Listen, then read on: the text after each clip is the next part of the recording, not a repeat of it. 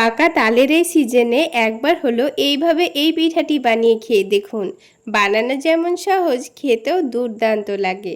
তাল দিয়েও যে এত সুন্দর ফুলকো ফুলকো নরম তুলতুলে পোয়া পিঠা বা মালপোয়া তৈরি করে নেওয়া যায়, সেটা না দেখলে বিশ্বাসই হবে না। আসসালামু আলাইকুম বন্ধুরা, কিচেন বাঙালিয়ানা চ্যানেলে আপনাদের সবাইকে স্বাগত জানাই।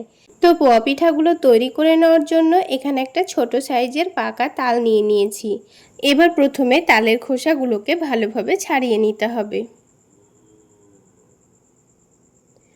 তো তালের গা থেকে পুরো খোসাটাকে ভালোভাবে ছাড়িয়ে নিতে হবে। তারপর আটিগুলোকে ভালোভাবে ভেঙে নেব। এবার এই আটিগুলো থেকে তালের পাল্পটা বার করে নেওয়ার জন্য আটিগুলোর মধ্যে অল্প অল্প করে পানি দিয়ে দিচ্ছি। আটিগুলোর মধ্যে বারে বারে অল্প অল্প করে পানি দিয়ে এইভাবে মাখতে থাকবো। তাহলে আটিগুলো নরম হয়ে যাবে আর এই তালের পাল্পটা বার করতে খুব সুবিধা হবে। তো এই পাল্পটা বার করে নেওয়ার জন্য আমি এখানে একটা গ্রেটার নিয়ে নিয়েছি। গ্রেটারের সাহায্যে এভাবে ঘষতে থাকলেই দেখবেন খুব সহজেই তালের পাল্পটা বেরিয়ে আসছে।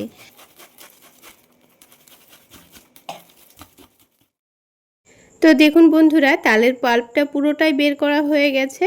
এবার এই তালের পাল্পটাকে আমাদের ছেঁকে নিতে হবে। তো তার জন্য একটা বড় ছাকনার মধ্যে পুরো পাল্পটাই নিয়ে নিয়েছি।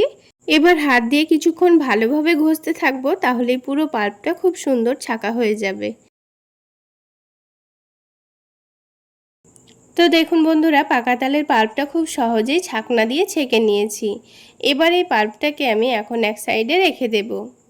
এবার পোয়া পিঠাগুলো তৈরি করে নেওয়ার জন্য একটা মিক্সিং বোলের মধ্যে হাফ কাপ পরিমাণ চালের গুঁড়ো নিয়ে নিচ্ছি। এখানে পিঠাগুলো ফুলকো তৈরি করতে চাইলে সবগুলো উপকরণ একটু আপনাদের মেপে নিতে হবে, তাহলেই দেখবেন পিঠাগুলো পারফেক্ট ফুলকো তৈরি হচ্ছে। তো হাফ কাপ চালের গুঁড়োর জন্য 1 কাপ পরিমাণ ময়দা নিয়ে নিয়েছি। এবার যে পাল্পটা আমি রেডি করে রেখেছিলাম সেখান থেকে হাফ কাপ মতো নিয়ে নেব।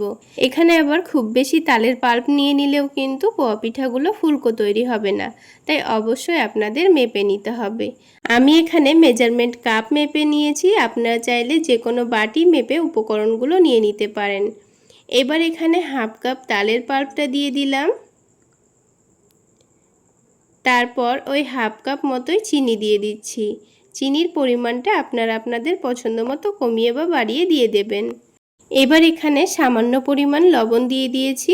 মিষ্টি খাবারে যদি আপনাদের লবণ পছন্দ না হয়, সেক্ষেত্রে লবণটা বাদ দিতে পারেন। এবার এখানে 1 কাপ পরিমাণ পানি নিয়েছি। 1 কাপ পানি কিন্তু প্রথমে পুরোটা দিয়ে দিইনি, অল্প দিয়েছি আর অল্প রেখে দিয়েছি। প্রথমে একটা হ্যান্ড উইক্স দিয়ে সব কিছু উপকরণ ভালোভাবে মিশিয়ে নিচ্ছি। পানিটা একেবারে দিয়ে ফেলা যাবে না, তা না হলে ময়দার মধ্যে কিন্তু দলাভাব থেকে যেতে পারে। তাই বারে বারে অল্প অল্প করে দিয়েই ব্যাটারটা রেডি করে নিতে হবে। তো প্রথমে আমি হাফ কাপ মতো পানি দিয়ে দিয়েছি, দিয়ে ভালোভাবে ময়দাটাকে ফেটিয়ে নেব। এখানে আমি প্রত্যেকটা উপকরণই যেমন মেপে মেপে নিয়েছি, আপনারাও ঠিক একইভাবে কিন্তু মেপে নেবেন, তাহলে দেখবেন আপনাদের পোয়া পিঠাও একেবারে ফুলকো তৈরি হচ্ছে। এবার বাকি যেইটুকু পানি ছিল সেটাও দিয়ে আবার একটু ভালোভাবে ফেটিয়ে নেব। প্রথমে ময়দার ব্যাটারটাকে এইরকম একটু ঘন করে বারবারে ফেটিয়ে নিতে হবে, তাহলে দেখবেন এই ময়দার ব্যাটারে একটুও লাম্পস বা দলাভাব থাকছে না। এখানে আমার 1 কাপ পরিমাণ পানি পুরোটাই লেগে গেছে।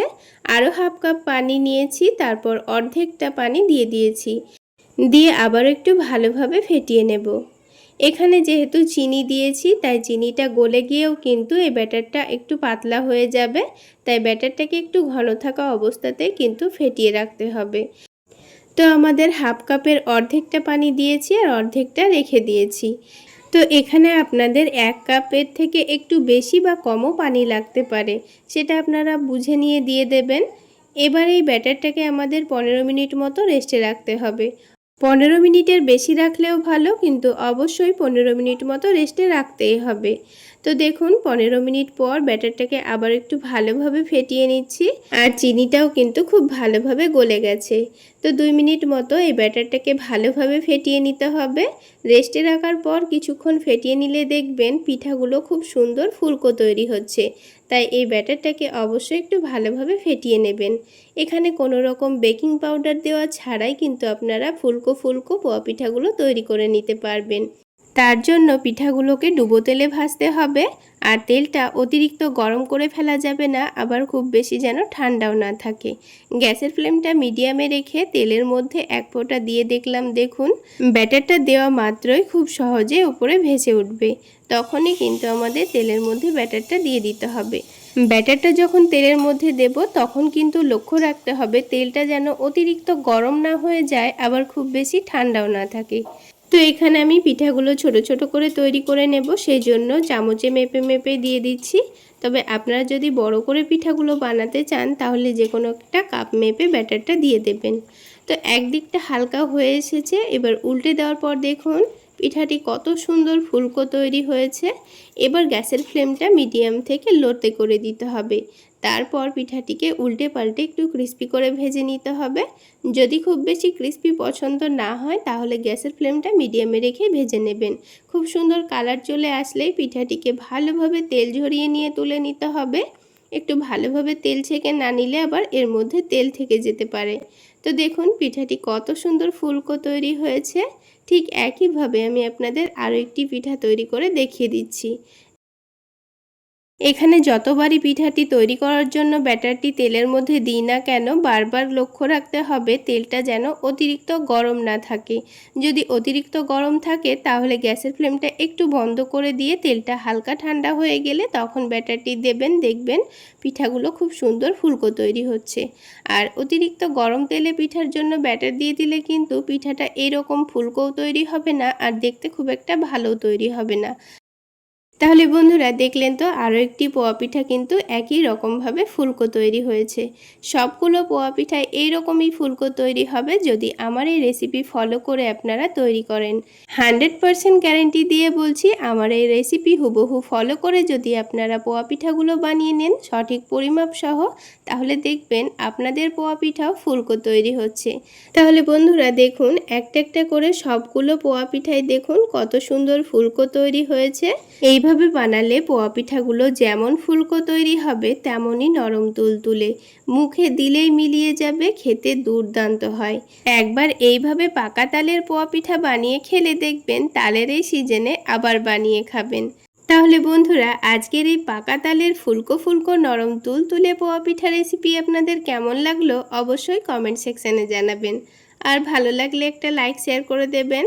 আর আমার এই সহজ রেসিপিগুলো যদি ইউটিউব চ্যানেল থেকে দেখে থাকেন চ্যানেলটি সাবস্ক্রাইব করে দেবেন। আর ফেসবুক পেজ থেকে দেখে থাকলে পেজটি ফলো করে দেবেন। এবার একটা পিঠা আমি আপনাদের ভেঙে দেখিয়ে দিচ্ছি, দেখুন কতটা নরম তুলতুলে তৈরি হয়েছে, মুখে দিলেই মিলিয়ে যাবে, এতটা সফট নরম তুলতুলে। তাহলে বন্ধুরা আজকে এই পর্যন্তই। সকলে অনেক বেশি ভালো থাকবেন, সুস্থ থাকবেন। দেখা হচ্ছে আরও একটি নতুন রেসিপি নিয়ে নেক্সট এপিসোডে।